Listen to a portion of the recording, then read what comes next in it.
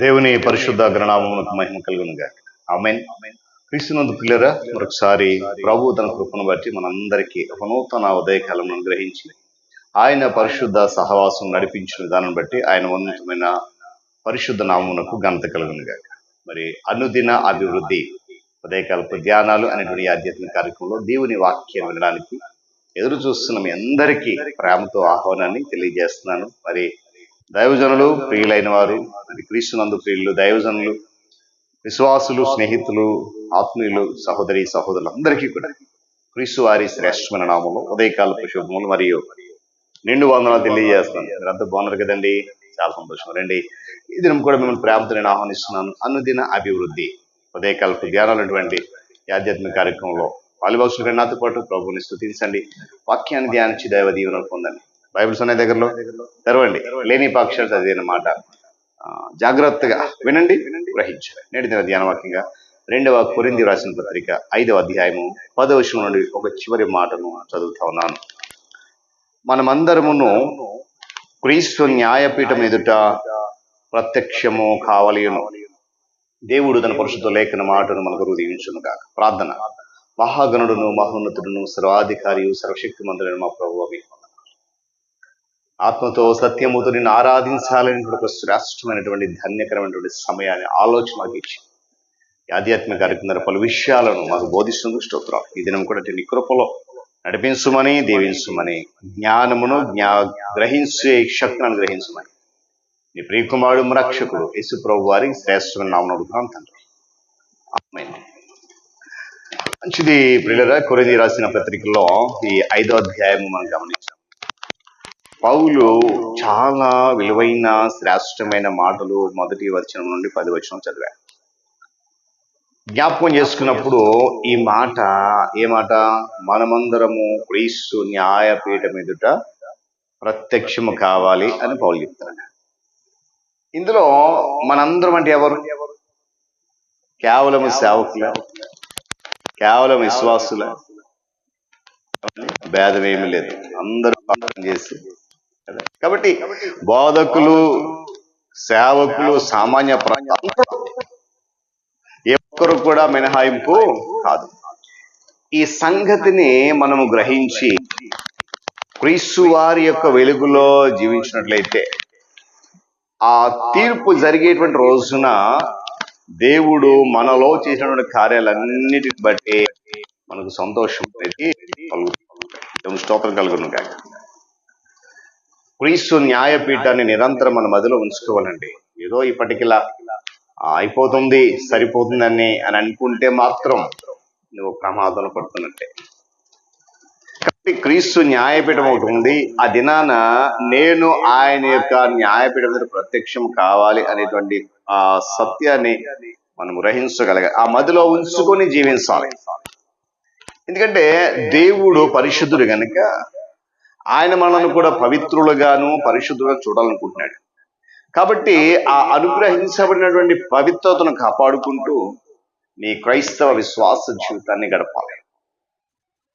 మనం ఎంత పరిశుద్ధులమని చెప్పుకున్నప్పటికీ, ఎంత నీతిమంతులై జీవించినప్పటికీ మనలో దేవునికి ఆయాసకరమైన పరిస్థితి ఏమైనా ఉంటే నీవు ఆయన ఆత్మను అనుసరించే వారంగా మనము ఉండలేము.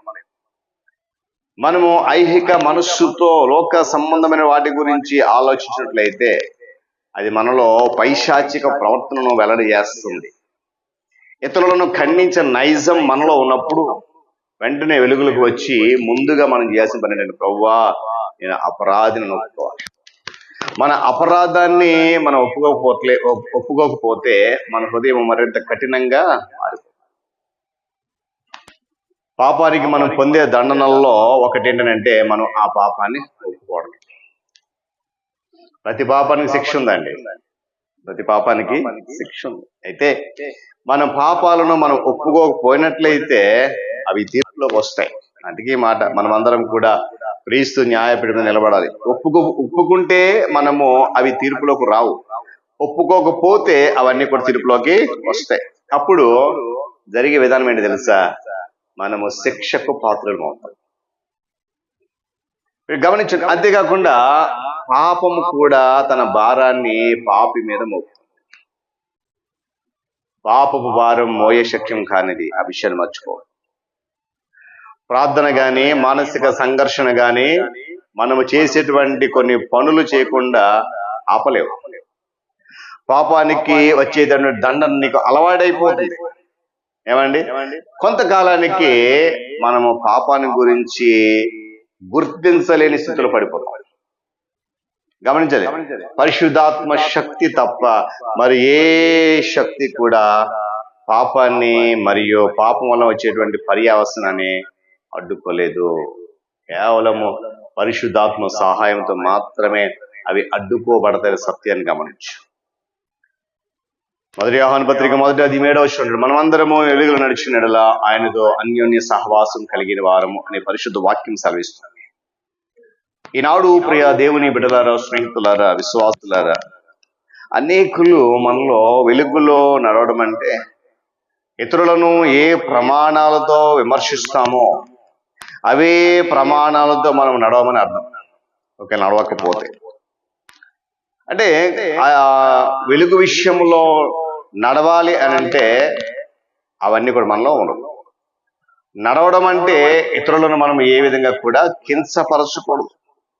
నాటి పరిస్థితుల వలె నేడు మనం కూడా ఆత్మ వినాశకమైనటువంటి దృక్పథాన్ని ప్రదర్శిస్తున్నాం అనేక సందర్భాలు. అది వేషధారణ కాదు కానీ, ఏమండి, వేషధారణ కాదు కానీ అను ఉద్దేశపూర్వకంగానే అబద్ధాన్ని లేకపోతే ఆ లోక సంబంధాన్ని అనుసరించి జీవించడం. కాబట్టి యజమాని తీర్పు తీరుస్తాడు అనే సత్యాన్ని గమనించి, ఎవరండి ఆ యజమాని? ఏంటి ఆయన తీర్చేటువంటి తీర్పు అని అంటే గొర్రెలను మేకలను వేరు చేస్తాడు. కుడి చేతిలో ఉన్నటువంటి వారిని నా తండ్రి చేత ఆశీర్వదించబడిన వారలారా అంటాడు. ఎడమ వైపు ఉన్న వారిని నా తండ్రి చేత శపించబడిన వారలారా అంటాడు. ఇక్కడ ఉన్నవారు అనగా కుడి చేతి వైపు ఉన్నవారు నిత్యరాజ్యం వెళ్తారు, ఎడమ వైపు ఉన్నవారు నిత్యనరకంలోకి. అదే తీర్పు. ఆ తీర్పులోకి రాకుండా ఉండాలి అని అంటే ఆయన న్యాయపీఠం మీద నువ్వు ప్రత్యక్షం కాక ముందే లోకం ఉండగా ఆయనకు వ్యతిరేకమైన కార్యకలాపాలు ఏవైతే ఉన్నాయో వాటన్నిటిని కూడా ఒప్పుకొని విడిచిపెడితే తీర్పులోకి రాకుండా దేవుడు నేను తప్పిస్తాను. అట్టి పరిశుద్ధాత్మ దేవుని కృపతో మన విశ్వాస జీవితాన్ని యజమాని తీర్పు తీరుస్తున్న సత్యంతో ముందుకు కొనసాగించుకుందాం. దేవుడి మాటలు మనకు దీవించును గాక. ప్రార్థన. సర్వశక్తిమంతుడును సర్వాధికారి అయిన మహోన్నతుడా, మీకు వందనాలు. అద్భుతమైన నీ మాటలు వింటున్నాం ప్రతిదినం. ఈ దినం కూడా నువ్వు తీర్పు తీరుస్తావు. ఒక దినాన న్యాయపీఠం ఎదుట న్యాయాధిపతిగా మీరు ప్రత్యక్షమైనప్పుడు ఆ న్యాయపీఠం మీద మేము కూడా ప్రత్యక్షం అవ్వాలి. తీర్పు తీర్చేటువంటి సమయంలో మేము ఆ తీర్పు నుండి దాటడానికి అనేక మార్గాలు భూమి మీద ఉన్నదని మాకు తెలియజేస్తున్నాం. వాటిని నమ్మి వాటి ప్రకారం జీవించి ఆ తీర్పులోనికి రాకుండా దాటించబడే కృప దయచేయండి. వెతబడిన మాట వింటున్న బిడ్డలందరి జీవితంలో ఫలభర్తగా మార్చు. క్రీస్తు యేసు నామములో, ఉన్నతమైన నామములో ఈ ప్రార్థన అడిగి వేడుకుంటాను మా తండ్రి. ఆమేన్. త్రియేక దేవుని దీవెన, ఆయన సన్నిధి కాపుదల సదాకాలం మనందరికీ తోడని నడిపించును గాక. ఆమేన్.